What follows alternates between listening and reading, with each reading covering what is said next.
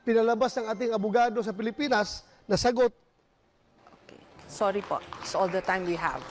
Sa Kamara may panukalang nagsusulong sa mandatory random drug testing sa lahat ng elected at appointed government officials.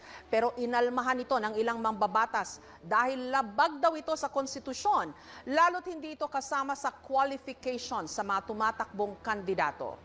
Ang tanong ng bayan, sinusuportahan mo ba o hindi ang panukalang dapat dumaan sa mandatory random drug testing ang mga elected at appointed official ng gobyerno? Mga kandidato, bumoto na ho kayo, yes or no? Dalawang abogado naman ang magtatapatan, sina Attorney Vic Rodriguez at Attorney Luke Espiritu.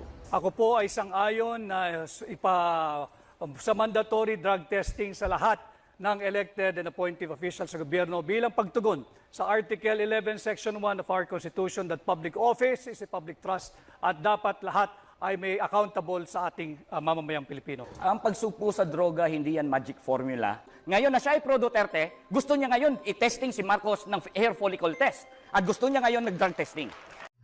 At bakit kayo matakot? Marami naman tayo. So na